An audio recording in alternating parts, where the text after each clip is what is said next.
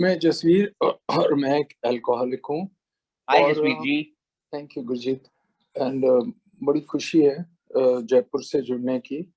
और आध्यात्मिकता के ऊपर टॉक देना मेरे जैसे बंदे के लिए सोचने के बियॉन्ड था। पर ये आध्यात्मिकता कोई ऑर्डिनरी आध्यात्मिकता या ऑर्डिनरी स्पिरिचुअलिटी नहीं है।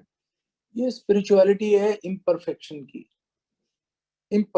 की, यानी कि परफेक्ट वाली स्पिरिचुअलिटी नहीं है ये। अधूरी स्पिरिचुअलिटी तो नहीं कहूंगा, लेकिन ये शेयर इंडेक्स जैसे एनएससी का स्टॉक इंडेक्स होता है कि नीचे गिरता है ऊपर उठता है, नीचे गिरता है, वैसे ही मेरा भरोसा कह लो या मेरी स्पिरिचुअलिटी कह लो, कई बारी स्पिरिचुअल कंडीशन डाउन हो जाती है, अप एंड डाउन। पर मुझे पता है कि बाय एंड लार्ज कोई ताकत है जो मेरे को थ्रू ले जा रही है। और ये स्पिरिचुअलिटी में अनेकों पैराडॉक्स, विरोधाभास है। जैसे आप में से कई भाई लोग अगर वो गैम्बलिंग करते थे दिवाली में, तो दिवाली में कई वेरिएशन आ जाती हैं जिसमें सबसे छोटे पत्ते जीतते हैं। हाँ, lowest cards to win, दुक्की tikki पंजी इक्के की ट्रेल से ज्यादा बड़ी होती है। सो रूल्स बदल जाते हैं। हाँ, और वैसे ही इसमें भी मनी टोटली पैराडॉक्स के रूल्स अलग हो गए। पहले मनी पार लस्ट था, आज की डेट में service, being useful to others, दूसरों की क्या सेवा कर पाना। पहले मुझे चाहिए चाहिए, अब क्या देना चाहिए, पाने की जगह देने को बड़ा बड़ा बताया जा रहा है। घायल लोग हीलिंग कर रहे हैं, शराबी शराबियों को सिखा रहे हैं अपनी शेयरिंग से। और सरेंडर टू विन, ये विरोधाभास नहीं तो और क्या है, एक तरह का पैराडॉक्स है उल्ट स्पिरिचुअलिटी का, हमारी खास एए की स्पिरिचुअलिटी का। क्या मतलब भाई, जो बंदा खुद टूटा हुआ है वो दूसरे को हेल्प कर रहा है। और पहला कदम यानी कि अपने टूटेपन से, अपनी वीकनेस से प्रभु की ताकत आएगी और पहला कदम करके ग्रेस के दरवाजे खुलेंगे। ये मैं वाकई बहुत विडंबना और बहुत अजीब और गरीब बात है कि ऐसी स्पिरिचुअलिटी हमारे जैसे लोगों के लिए प्रभु ने अलग काउंटर खोला हुआ है स्पिरिचुअलिटी का। वाकई गॉड प्यार करने वाला, माफ करने वाला प्रभु है, तभी ये स्पिरिचुअलिटी हमारे लिए बनाई गई है। एक ही जो स्पिरिचुअलिटी है गॉड गिफ्टेड। और यहाँ तक कि मेरा ख्याल किसी को इतना जूम से राहत नहीं मिली होगी जितनी हम एए मेंबर्स को मिली है। कैसे, मतलब मिरेकल है कि कुछ साल पहले जूम आया। अगर जूम ना होता तो कोविड के टाइम में हम लोग अकेले पड़ जाते। सो बुरे टाइम में भी कैसे गॉड की ग्रेस आ गई है, ये भी एक विरोधाभास है या पैराडॉक्स है। सेम वे हर तरीके से बिल्कुल के प्रे, जिस पे गुस्सा आ रहा है, जिस पे खुंदक आ रही है, जिस पे रिजेंटमेंट आ रही है, उसके लिए प्रार्थना करो भाई। हाँ, और असली नहीं, असली दिल की फीलिंग नहीं आ रही तो नकली करो यार, fake it till you make it. ऐसी चीजें और किसी स्पिरिचुअलिटी में नहीं सिखाई जाती जो हमें एए में सिखाई जाती है। और लाफ्टर इन द रूम्स को कितनी इंपॉर्टेंस दी गई है कि भैया अपनी, और रूल 62 है एक ए का, कि अपनी गलती को हंस के मान पाना, वो ही ह्यूमिलिटी का रास्ता है। हाँ, विनम्रता के लिए वही रास्ता है। और लाफ्टर इन द रूम्स को बहुत महिमा दी गई है कि हंस पाना, न केवल in the rooms but also at home, और घर वालों के साथ भी विनम्रता प्रैक्टिस कर पाना।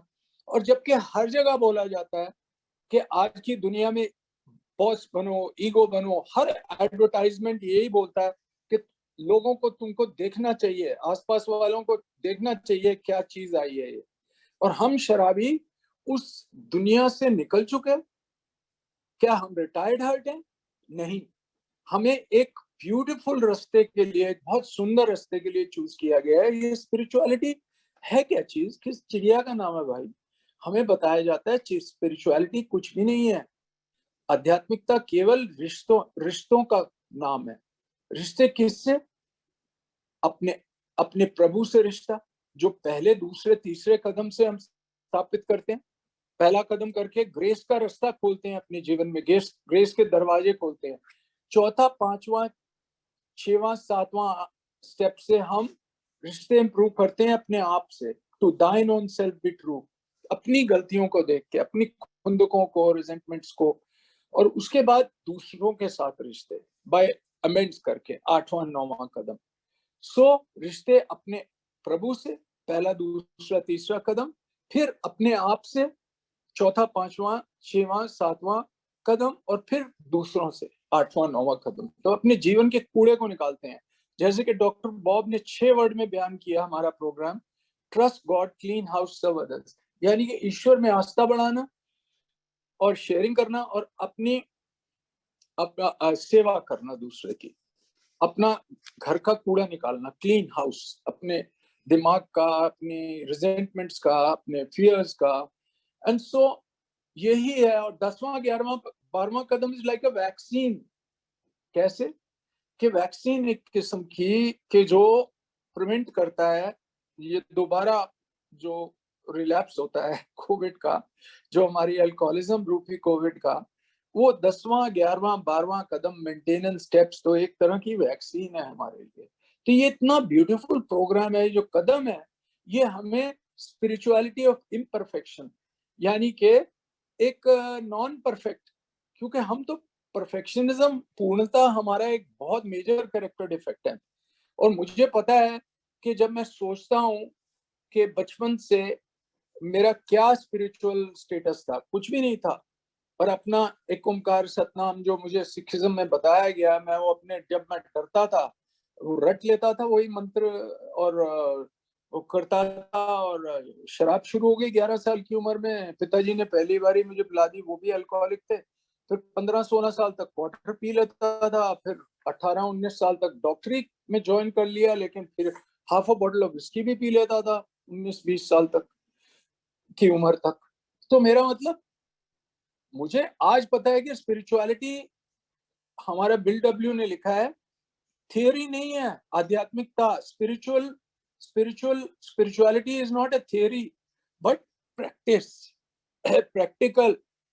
प्रैक्टिकल यानी कि मतलब एक्शन प्रोग्राम। और इस एक्शन को, जो एक्शन यानी कि दूसरों के लिए कर पाना कुछ, और अपने डरों से फ्रीडम मिल पाना, जो वायदों में लिखा है, व्यर्थता की भावना, आत्मदया की भावना, लोगों का भय, परिस्थितियों का भय कम हो जाएगा, और जीवन के प्रति दृष्टिकोण में बदलाव, दूसरे की मदद कर पाने में हमारी रुचि बढ़ेगी। तो ये सब चीजें स्पिरिचुअलिटी ही तो है। फ्रूट्स ऑफ सोब्राइटी आएंगे हमारे। वो पैसे वाले फ्रूट्स को हम नहीं कहते, असली फ्रूट्स हैं कि रिश्ते इंप्रूव, वाइफ से, बच्चों से। मेरे एग्जैक्टली वही हुआ है कि बच्चों से, वाइफ से इंप्रूव हुए हैं, पर परफेक्ट नहीं हुए। अभी भी तकलीफ, प्रॉब्लम्स आ जाती है, फ्रिक्शन हो जाती है, लड़ाई हो जाती है कभी कभी, हल्की फुल्की। और वाइफ के साथ तो कई बार सॉलिड हो जाती है।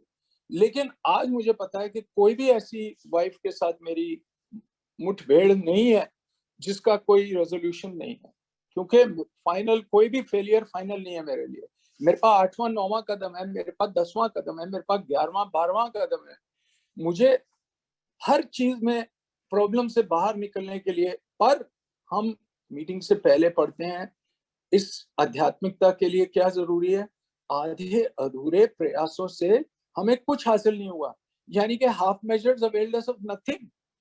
यानी कि पूरा का पूरा प्रोग्राम करना है, इसको स्पेयर टूल की तरह ट्रीट नहीं कर सकते कि भाई पंक्चर हो गया है, अब मेरा बैंड बज गया है, घबराहट हो रही है, पैनिक अटैक हो रहा है, शराब पीने का मन कर रहा है, अब जाके प्रार्थना करूं, अब जाके मैं स्पॉन्सर से बात करूं। नहीं, ये रिकवरी की गाड़ी जो है, रिकवरी दी गड्डी, इसका स्टीयरिंग व्हील अगर मैं मानूं इसको, तो वो प्रार्थना को, क्योंकि प्रार्थना ही पहिया लगाता है इसको। और गूगल मैप्स जो है इस गाड़ी का, वो स्पॉन्सर है जो मुझे गाइड करता है। वो ये नहीं बताता, जैसे गूगल बताता है ना, अब गलत रास्ता ले लिया कोई बात नहीं, गूगल ये नहीं कहता ओए मर गया तू, बर्बाद हो गया। वो कहेगा अब यहाँ से शॉर्ट रास्ता कौन सा है। सो गूगल फिर बता देगा अब शॉर्टेस्ट वे इतना है। हाँ, मिनट्स कुछ बढ़ जाएंगे, 9 मिनट की जगह 11 मिनट गलत मोड़ ले लिया, कोई बात नहीं। सेम वे स्पॉन्सर से टच में रहना is like Google maps for my recovery की गाड़ी। सेम वे पेट्रोल जो है मेरी गाड़ी में, वो आता है ए मीटिंग से, फिजिकल से, जूम से। और zoom meetings are the grace of God जो आ गई है इस टाइम में। पहले झूम बराबर झूम शराबी था, फिर मीटिंग्स, और फिर आजकल जूम बराबर जूम शराबी। जयपुर में ला ले, नागपुर में ला ले, दिल्ली में लाके झूम झूम झूम, जूम बराबर जूम शराबी, जूम बराबर जूम शराबी। Actually yes, and so this is wonderful. पर वही कि मुझे याद रखना पड़ेगा कि आधे अधूरे प्रयासों से कुछ, और गाड़ी की सर्विसिंग चाहिए होती है भाई, और 1000 किलोमीटर पे, 5000, 10,000, 50,000 पे किलोमीटर पे, तो वो सर्विसिंग है मेरे कदम। अगर मैं कदम नहीं करूंगा तो मेरा रिकवरी में आध्यात्मिकता, ये डेली स्पिरिचुअल मेंटेनेंस का खेल है। ये आध्यात्मिकता केवल एक दिन की आध्यात्मिकता, one day at a time की आध्यात्मिकता, डर के बावजूद एक्शन लेने की आध्यात्मिकता। डू इट अफ्रेड, इंग्लिश में कहते हैं डू इट अफ्रेड, यानी कि कांपते हुए, कंपन के साथ, पसीना आते हुए करो। ये नहीं कि डर का मतलब ये नहीं है कि कोई डर नहीं है, मैं पट्टा बॉस हूं, मैं यार विश्वनाथ बन गए यार, ऐसा नहीं है। कांपते हुए और घबराते हुए भी सही एक्शन लेना। और काफी बारी एक्शन बताया गया है एक के अंदर, मुंह को, थोबड़े को बंद रखना, मुंह बंद रख पाना ही कई बारी एक्शन होता है। पर मेरे जैसे बंदे को ये नहीं पता कि कब एक्शन लेना है और कब ठंड मारनी है। जब ठंड मारनी होती है चुपचाप बैठना होता है थोबड़ा बंद रख के, तो मुझे एक्शन लेने लगता हूँ पूरा कंट्रोलिंग। और जब कुछ नहीं, जब एक्शन लेना हो तब मैं कुछ नहीं कर रहा होता। सो उसमें आत्म शांति की प्रार्थना बताती है कब मुझे कंफर्ट जोन से निकलना है और कब कंफर्ट जोन में रहना है। कि ईश्वर मुझे आत्म शांति दो उन चीजों को स्वीकार करने की जिनमें मुझे कुछ नहीं कर सकता। मुझे कंफर्ट जोन में बैठने के लिए, रिलैक्सेशन के लिए पीस दो, और हिम्मत दो वो करने की जब मैं कंफर्ट जोन से अपने बाहर निकलूं, अपने सुरक्षा क्षेत्र माइंड से अपनी जो भी है एक्शन ले पाऊं, हिम्मत, घबराहट के साथ, पसीने के साथ भी, कांपते हुए भी राइट एक्शन ले पाऊं। सो सेरेनिटी प्रेयर बहुत बड़ी प्रार्थना है, और जो पहिया लगाती है मेरे एक्शंस को। सेम वे तकलीफों में और बुरे टाइम में स्पिरिचुअलिटी जो है वो बढ़ती है। ये स्पिरिचुअलिटी कितनी अजीबोगरीब है कि जितना मुश्किल टाइम आता है वो कोई ना कोई फायदा होता है उससे हम लोगों को। बिल डब्ल्यू ने एज बिल सीज इट किताब में क्या लिखा है, pain is the touchstone of progress, यानी कि दर्द ही प्रगति का पारस पत्थर है। और every problem can be turn to my benefit, यानी कि हर प्रॉब्लम से मेरा कुछ फायदा निकल सकता है। दिस टू शैल पास, ये भी लिखा है उसी पेज पे, 180 नंबर पेज है, कौन सा है। पेन इज दैट एवरी, और ये भी लिखा है फियर नो इविल। सो वो कहता है बिल डब्ल्यू बुरे टाइम में ये चीजें याद रखता था कि बुरे टाइम में भी कुछ ना कुछ प्रभु देगा मुझे, क्योंकि जो सबसे बुरे टाइम में मुझे ये मिला, एक ब्यूटीफुल हसीन तोहफा, ऐसा ब्यूटीफुल परिवार मिला है ये मेंबर्स का। तो वाकई वर्ल्ड वॉर 2 साक्षी है इस बात की, जिसमें 5 करोड़ लोग मरे दुनिया में। उस टाइम ए जबकि नई नई शुरू हुई थी, तब भी ए के जो मेंबर्स सोबर हुए थे, अमेरिकन सोल्जर्स लड़ने गए थे, वो सोबर रहे, रिलैप्सेस मिनिमल हुए, और ए की ग्रोथ हुई वर्ल्ड वॉर 2 के बाद। सेम वे कोविड में हमने देखा है कि कैसे ए जो है सारी दुनिया के मेंबर्स जुड़ गए, सारे इंडिया की मीटिंग जुड़ गई, क्या सारी दुनिया की मीटिंग जुड़ गई। और कहां से कहां के लोगों को, ये गॉड की ग्रेस नहीं तो और क्या है। लेकिन अगेन हमें विलिंगनेस के लिए प्रार्थना करनी पड़ती है, हमें विनम्रता के लिए प्रार्थना करनी पड़ती है। विलिंगनेस, इच्छुकता कि प्रभु आज मेरी इच्छुकता इतनी है, एक एक मासा है, कल मेरी इच्छुकता 1 ग्राम हो जाएगी, कल उससे ज्यादा मेरी परसों 10 ग्राम हो जाएगी इच्छुकता, और उसके बाद मेरी इच्छुकता किलोग्राम की हो जाएगी। सो यानी कि वजन तो नहीं कर सकते इच्छुकता का, विलिंगनेस का, लेकिन विलिंगनेस बढ़ती है भाई। मैं शुरू में गुस्से से, मैं तो गाली गलौज क्या और थप्पड़ क्या और ये सब इस तरह से फिजिकल वायलेंस कर लेता था अपने एम्प्लॉइज के साथ, वाइफ के साथ कई बारी। लेकिन आज की डेट में धीरे धीरे करके वो सब कंट्रोल हुआ है। लेकिन गुस्सा आता है, प्रार्थना करनी पड़ती है, दोबारा से तौबा करनी पड़ती है, प्रभु आज फिर से मुझे आशीष दो, मुझे फिर से विलिंगनेस दो। और गलतियों के लिए अपने आप को बैतों से नहीं मारना, अपने आप को भी लव एंड टॉलरेंस दिखानी है, क्योंकि मैं जब इस रास्ते पे आया हूँ और रॉन्ग रास्ता लूंगा तो मुझे गूगल मैप बताएगा रास्ता, मेरा प्रोग्राम, मेरा ईश्वर, मेरा स्पॉन्सर, और मुझे फिर सही रास्ता लेते रहना है और हर वक्त पास्ट में नहीं जाना, मुझे अपने आप को माफ कर पाना है, क्योंकि मेरे को भी एक बीमारी है, राइट, अल्कोहलिज्म की बीमारी है, मैं घायल एक बंदा हूँ। और मुझे ये याद रखना है कि ये आध्यात्मिकता में किताबी आध्यात्मिकता नहीं है, एक्शंस की आध्यात्मिकता है, और डेफिनेटली रिश्ते इंप्रूव करने की आध्यात्मिकता है, और प्रैक्टिस की आध्यात्मिकता है। और ये मुझे याद रखना है कि पूरे टाइम में कुछ बेनिफिट ही मिलेगा अगर मैं एक दिन के हिसाब से इस प्रोग्राम को कस के पकड़ के रखूं। मुझे कोविड के टाइम में, इनफैक्ट कोविड से पहले 10-12 साल पहले, जब मैं 5-4 साल सोबर था, तब मेरी सुनने की शक्ति चली गई एक कान की, और वो डेफनेस की वजह से मेरी लाइफ बहुत मुश्किल हो गई। वो ठीक नहीं हुआ, एक कान मेरा एक कान से नहीं सुन सकता, लेकिन उसकी वजह से मीटिंग्स, मैंने सर्विस बढ़ा दी अपनी।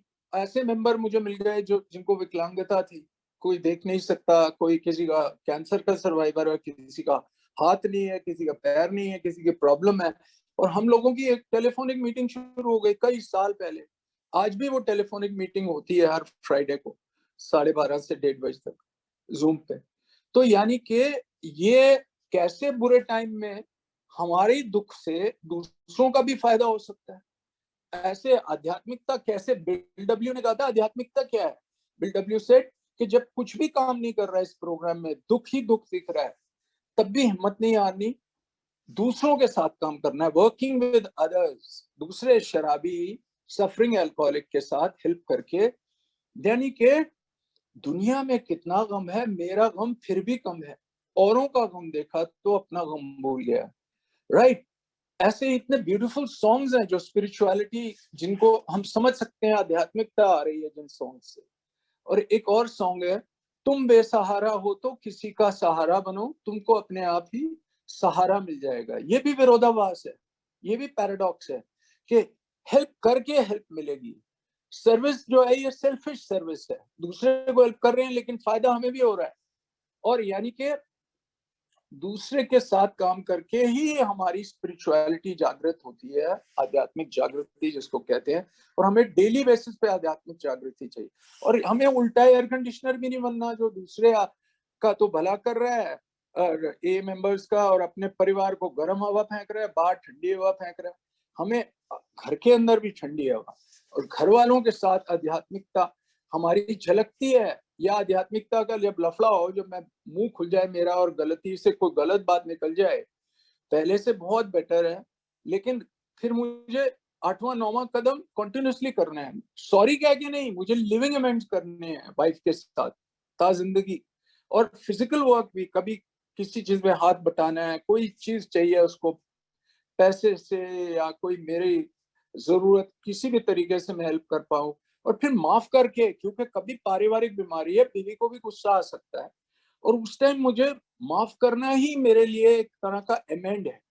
और मुझको उसको माफ करने के लिए भी याद रखना है कि मैंने क्या क्या किया। 10वें कदम का जो चश्मा है, दृष्टिकोण है, वो मुझे दिखाता है कि कैसे मैंने आज गलती करी है, और चौथे 5वें कदम को याद करता हूँ तो देखता हूँ क्या क्या मैंने गलतियां करी हैं खुद के, मेरी जो है उसमें मेरा मेरा पार्ट क्या है।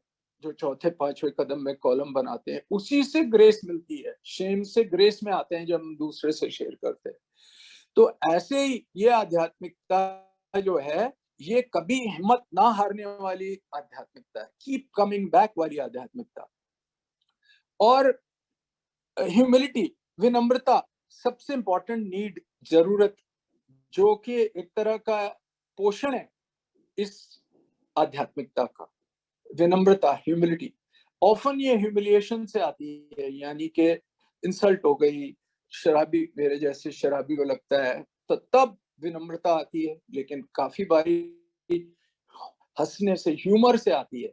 कई जैन मंक्स जो हैं जापान साइड के, वो लोग हंसने को, अपने आप पे हंसने को, और लाफ्टर योगा भी कहा जाता है, और even to the point of अपनी बेवकूफी पे हंस पाना, रूल 62 जो कहते हैं। लेडीज में ये बड़ी क्वालिटी है, वो हंसती रहती है, और आदमियों से कई ज्यादा प्रॉब्लम्स हैं वुमेन की इंडिया में, लेकिन वो फिर भी आपस में हंसती रहती है, छोटी छोटी बातों पे, अपनी फ्रेंड्स के साथ, अपनी चाहे किट्टी हो, उनकी फ्रेंड्स हो, मिलके वो आपस में लेडीज सारी हंसती हैं। और फजूल बातों पे जी, आज घर में आलू नहीं बने, बैंगन बन गए, हा हा हा, है जी। और आज मेरा पति जूते लेने गया था और सैंडल लेके आ गया, उसी पे हंसना शुरू हो जाएंगे। My God. सो कहने का मतलब ये लगता है बहुत बेवकूफी है, लेडीज कैसे बेवकूफों की तरह हंस रही हैं, लेकिन नो, बहुत समझदार हैं वो। हंसने से ही असली आध्यात्मिकता आती है, खासकर अपने ऊपर हंसने से, राइट। सो वो एक दूसरे पे अपने जोक्स भी बना लेती हैं, हंस भी लेती हैं, और चीजों को, लाइफ को लाइटली ले लेती हैं, और यही आध्यात्मिकता है यार। आध्यात्मिकता सीरियस मन लगा के सुन रहे हैं भाई, सीरियस शेयरिंग हो रही है, दबा के, और वो मेहनत हो रही है, ठीक है, अपनी बिग बुक की रीडिंग कर रहे हैं, लेकिन सीरियस वाली आध्यात्मिकता नहीं है, लाइट वाली है, हंसने वाली है। अपनी शेयरिंग पे, पास में हमने जो लफड़े किए हैं उस पे हंसते हैं हम, राइट। पहले मुझे हंसने से एलर्जी थी यार, कभी पार्क में जा रहे हो सुबह सुबह, हैंगओवर होता था और सारे हंस रहे हैं, वहां लाफ्टर जो हो रहा है, मन करता था गला दबा दो यार, भेड़ियों की तरह हंस रहे हैं लोग, इतना गुस्सा आता था। लेकिन आज पता है यार, हंसना जो है, मन नहीं भी कर रहा हंसने का, तो कई बार fake it till make it करना पड़ता है। मीटिंग के अंदर ही ये शुरुआत होती है हंसने की, घर तक चलनी चाहिए। मुझे वाइफ और बच्चों के साथ कभी अपने ऊपर गलती हो, कुछ हो, लाइटली ले सबको। कभी बीवी को गुस्सा आ जाए, दिल छोटा हो जाए, उसको वो डांट रही है, तो उस टाइम चुप, मुंह बंद, उसके सामने नहीं हंसना, और लफड़ा हो जाएगा। इसलिए बाद में मैं सोचता हूँ यार, चलो मेरी तो आज रिकवरी ठीक थी, लेकिन इसको आज लफड़ा चल रहा है, बीमारी, ये पारिवारिक बीमारी का। सो इसकी बीमारी मेरी बीमारी से ज्यादा चमक रही है ना। वो जैसे ओल्ड एड था ना, उसकी बीमारी मेरी बीमारी, उसकी शर्ट मेरी शर्ट से ज्यादा सफेद। सो दैट वे ऐसी बातें सोच साच के टाइम पास हो जाता है, and one has to forgive each other. माफी देनी पड़ती है स्पिरिचुअलिटी में, माफी देने से ही आजादी मिलती है। यानी कि दूसरे को माफ करने से अपना फायदा, रिजेंटमेंट प्रेयर करने से दूसरों के, प्रभु मुझे ताकत दो इसको माफ कर सकूं, इसका भला करो। यानी कि एक फिल्म का डायलॉग था, जा तुझे माफ किया, अपने साथ इंसाफ किया। यानी कि दूसरे को मतलब खुद जहर पीना, उम्मीद करना दूसरा मर जाएगा, ये शराबी की खासियत है मेरे जैसे की। भाई पे खुंदक, बच्चों पे, वाइफ पे, ये सब बुरा हाल था। प्रेयर ने बड़ी और अमेंड्स करने में, 8वें 9वें कदम में, और सॉरी कह पाना, लेकिन जब उनको गुस्सा है उनको माफ कर पाना, लिविंग अमेंड्स कर पाना, तो ये सब। और मनी पार लस्ट के सामने मेरी जान निकलती थी। ये 3 चीजें जो है चौथे कदम में, आत्म केंद्र डर, आर्थिक असुरक्षा, सामाजिक असुरक्षा, और सेक्सुअल इनसिक्योरिटी, इन सबको लेके ये जिंदगी भर जैसे वो चलते हैं ना, इल्यूजन या हेलुसिनेशन जो होता है, वैसे मेरे साथ ये तीनों कैरेक्टर चलते थे। एक कैरेक्टर बोल रहा है जी, ओ आज तेरा मतलब वो तेरे पैसे खत्म हो जाएंगे, तू रोड पे आ जाएगा, रोड पे आ जाएगा। दूसरा कैरेक्टर बोलता है तू डोरमैट बन जाएगा, डोरमैट बन जाएगा, डोरमैट बन जाएगा, तेरा बैंड हो जाएगी, कोई तेरी परवाह नहीं करता। तीसरा कैरेक्टर बोलता है यार तेरी तो कोई वैल्यू ही नहीं है, तेरे लोगों की तो गर्लफ्रेंड्स होनी है, तो वो होना चाहिए, ये होना चाहिए, उस लेडी से बात कर ले, ये कर ले। सो ये मनी पावर लस्ट को लेके, लेकिन सेवा is the answer. Bill W said सेवा इज द आंसर, जिससे कि इवन लस्ट जैसे करेक्टर डिफेक्ट्स दूर, और प्रार्थना, और प्रेइंग फॉर विलिंगनेस। और डॉक्टर बॉब ने कहा स्पिरिचुअलिटी का, ये एक तो बोला है ये हमारी बुक में, कि लव एंड टॉलरेंस हमारा हर वक्त, प्यार और सहिष्णुता हर वक्त आचरण संहिता होना चाहिए, कोड होना चाहिए लव एंड टॉलरेंस हमारा। लेकिन डॉक्टर बॉब ने कहा है love and tolerance is the final attribute, यानी कि आखिरी उपलब्धि है शराबी की। जब, और जैसे सोने की कान में पहले काली मिट्टी आती है, नीली मिट्टी आती है, पीली मिट्टी आती है, और फिर सोना निकलता है, तो वो खुदाई कर करके तकलीफ से जिंदगी बिता के, तकलीफों के थ्रू गुजर के ही ये स्पिरिचुअलिटी आती है। और मुझे पता है अभी तो लेक्चर देना तो बहुत आसान है मेरे लिए, और लेकिन ये मैं लेक्चर इसीलिए दे रहा हूँ कि मुझे समझने की ज्यादा जरूरत है कि सबसे। और ओल्ड टाइमर्स रास्ता दिखलाते हैं यार, इतनी इतनी सोब्राइटी वाले लोग, 40 साल सोबर वाले लोग जब चले गए, उनकी डेथ हुई, और लास्ट तक वो ये अपना भरोसा बनाए रखे और सोबर डेथ हुई, तो उससे ताकत तेरी ये fruits of sobriety, a love and tolerance to all लोगों को, ओल्ड टाइमर्स की ये जो एग्जांपल्स हैं।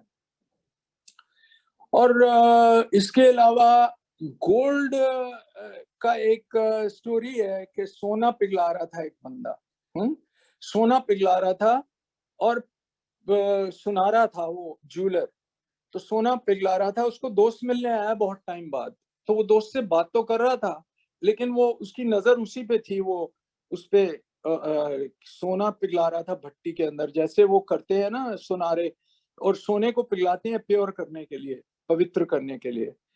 एंड तो उसका दोस्त थोड़ा नाराज हो गया, कहता है यार मैं इतनी देर बाद आया, तू तो सोने को देखे जा रहा है अपने, जो गोल्ड है जिसको पिघला रहा है तू, ओ मेरे से बात कर रहा है लेकिन देख उसको रहा है, कह रहा है, वो बोलता है सोनार, बोलता है दोस्त को कि देखो, अगर मैंने सोने से नजर हटा ली, ज्यादा गर्मी दे दी, अगर नीचे से आग बढ़ा दी उसकी जो टेम्परेचर है, तो सोना राख हो जाएगा, और अगर पूरी गर्मी नहीं दी और टेम्परेचर कम हो गया, तो फिर सोना प्योरीफाई नहीं होगा।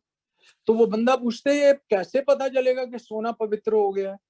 तो बंदा बोलता है यार मेरी शक्ल मुझे सोने के अंदर दिखाई देगी। तो वाकई वो ईश्वर जो है, हायर पावर जो हमें तकलीफें देता है या जो भी तकलीफें आती हैं इस दुनिया में, उसके अंदर वो वाकई ये मानना पड़ेगा स्पिरिचुअलिटी में कि वो हमें अंदर अच्छी क्वालिटीज, प्यार की और दूसरों की सेवा की और लव एंड टॉलरेंस की और काइंडनेस की और धैर्य की क्वालिटी, पेशेंस डेवलप करने के लिए और करेज, हिम्मत डेवलप करने के लिए ये हमारे को तकलीफें आ रही हैं। और वो ईश्वर तब तक देगा वो तकलीफ, तब तक जब तक हमारे में वो क्वालिटीज नहीं आ जाती, जैसे कि वो सुनारा पिघला रहा है सोना, और इसलिए कि प्योर हो जाए, और प्योर होके वो वाकई उसकी इमेज, उस सुनारे की इमेज उस सोने में दिखाई देगी। तो ईश्वर अपने जैसा नहीं बनाना चाहता, अपने ये संत बनने का प्रोग्राम नहीं है, मान लिया, लेकिन फिर भी वो कुछ ईश्वरीय क्वालिटीज, हायर पावर जैसी क्वालिटीज जो है, spiritual qualities of love, peace, joy, gentleness, kindness, self control, और अपने पे अंकुश कर पाना, धैर्य, पेशेंस, दूसरों को सवार पाना, कोई काम, वो सब क्वालिटीज प्रभु में हमारे अंदर देखना चाहता है। तभी ये स्पिरिचुअलिटी जो आदि अधूरे स्पिरिचुअलिटी कह लो या इम्परफेक्ट स्पिरिचुअलिटी कह लो, लेकिन आधे अधूरे प्रोग्राम से नहीं मिलेगी, ये पूरे प्रोग्राम के, जैसे वो कहते हैं ना, ये नहीं, ये प्रोग्राम नहीं आसान, बस इतना समझ लीजिए कि आग का दरिया है और डूब के जाना है, और बड़े से बड़े इम्तिहान आएंगे। अभी कोविड आया, कोविड से ऊंचे इम्तिहान आएंगे भाई। वो क्या एक शेर है मैंने बनाया कि कोविड से आगे जहां और भी है, अभी सोब्राइटी के इम्तिहान और भी है, तू एल्की है 12 कदम काम तेरा, अभी सामने कारवां और भी है, कोरोना से आगे जहां और भी है, अभी सोब्राइटी के इम्तिहान और भी है। और वाकई ह्यूमिलिटी क्या है? ह्यूमिलिटी ये नहीं है कि दूसरों से कम सोचूं है, और ह्यूमिलिटी सबसे बड़ा पोषण है स्पिरिचुअलिटी के लिए। ह्यूमिलिटी ये नहीं है कि मैं अब दूसरों से अपने आप को कम समझूं, ह्यूमिलिटी है कि मैं कम वक्त अपने बारे में सोचूं। ये दोनों में कम शब्द का यूज किया गया है कि ह्यूमिलिटी दूसरों से कम नहीं समझना अपने आप को। विनम्रता का ये मतलब नहीं है दूसरों से कम हूं। विनम्रता का मतलब है कम वक्त अपने बारे में सोचूं, क्योंकि मेरा तो 24 घंटे यही बैंड बजा रहता है कि भैया आज ये प्रॉब्लम हो जाएगी, और वो डर, आत्म केंद्रित डर और रिजेंटमेंट के, वो बस डर बचपन से जी, अनेकों प्रकार के डर, और आज तेरा बैंड बजेगा, कल तेरा बैंड बजा था, और बैंड बज भी रहा है, बैंड बजती बजता बजंती, right? Future, I always use this because डर कहता है तेरा बैंड बजेगा, एंड पास्ट में ले जाते हैं, आत्मदया का अटैक होता है कि भैया तेरा पहले भी बैंड बजा था, और फिर खुंदक आती है दिमाग में। बोर्ड मीटिंग चल रही है यार इन कैरेक्टर डिफेक्ट्स की, ऑलवेज चरित्र विकारों की, और खुंदक क्या कहती है, चल बैंड बजा दे यार, तेरे भाई ने ठीक से बात नहीं करी, तेरे उसने ठीक से बात नहीं करी। क्योंकि मैं आध्यात्मिक नहीं कह सकता इस बात को अगर मैं बिजनेस मीटिंग में लड़ाइयां करता फिरूं, और स्पॉन्सर से ठीक से बात ना करूं, स्पॉन्सर से ठीक से बात ना करूं, बच्चों को बर्दाश्त ना कर सकूं, और बीवी से किसी भी वक्त मतलब पुराने जैसा बिहेवियर करूं, तो उसको स्पिरिचुअलिटी तो नहीं कहेंगे डेफिनेटली। बट आज ये भी है कि परफेक्ट रिलेशन भी नहीं है वाइफ के साथ। अब कौन बनेगा, वो करोड़पति था प्रोग्राम, तो एक कौन बनेगा सोबरपति भी प्रोग्राम हो सकता है। और उसके अंदर क्या है कि भाई जैसे उसमें था ना अमिताभ बच्चन के प्रोग्राम में, जब क्वेश्चन पूछा जाता है तो वो बंदा तकलीफ में फंस जाता है, तो कहता है या फोन अ फ्रेंड, या 50-50, या ऑडियंस रिस्पॉन्स। ऐसे ही मैं अकेला नहीं हूँ, कोई लफड़ा हो गया, स्पॉन्सर है, फोन अ फ्रेंड, स्पॉन्सर, फोन, उसके बाद 50-50, यानी कि इंट्यूशन, हाँ, और ऑडियंस कौन है मेरी, ए मीटिंग ऑडियंस रिस्पॉन्स हो गया। तो अकेले मुझे आंसर नहीं ढूंढने, मेरे को दूसरे लोगों से आंसर मिलते रहेंगे, मैं अकेला नहीं हूँ इस आध्यात्मिकता में। जब मेरा वो स्टॉक एक्सचेंज की तरह गिरता है नीचे भरोसा, और एकदम विचारों की महाभारत शुरू हो जाती है उसमें, भावना वो उसमें कुरुक्षेत्र में, उस टाइम मुझे बस चुप करके बैठना पड़ता है, और अपने आप को पॉजिटिव चीजें, और ऑफन पॉजिटिव सॉन्ग सुनने से भी मुझे बड़ा सुकून मिलता है। एक ब्यूटीफुल सॉन्ग है, अल्लाह के बंदे हंस दे जो भी हो कल फिर आएगा, तो उसका मैं सोचता हूँ वो ए के मेंबर हंस दे जो भी हो कल फिर आएगा। हाँ, और पहली लाइन में था इसके, टुकड़े टुकड़े हो गया हर सपना जब वो टूटा, बिखरे टुकड़ों में अल्लाह की मर्जी का मंजर आएगा। यानी कि गॉड का प्लान बाद में पता चलेगा। जैसे टूटे फूटे बर्तनों से चंडीगढ़ के रॉक गार्डन में नेक चंद एक उसने स्टैच्यूज बनाए हैं, मूर्तियां बनाई हैं इतनी सुंदर। तो हमारी तोड़ा फोड़ी की से ये आध्यात्मिकता हमें एक तरीके से प्रभु की ताकत जो है वो कैसे हमें बुरे टाइम से भी अच्छी चीज निकालेगा, ये टाइम ही बताएगा। सो ए के मेंबर हंसते जो भी हो कल फिर आएगा, खोकर अपने पर ही तो उसने था उड़ना सीखा, खोकर अपनी दारू तो उसने था जीना सीखा, और दर्द को अपने साथ में ले ले, दर्द भी तेरे काम आएगा। तो पुरानी हमारा दुख तकलीफ, हमारी तोड़ा फोड़ी बर्बादी ही हमारी आध्यात्मिकता का आधारशिला रखती है। So God bless you all, love you, thank you.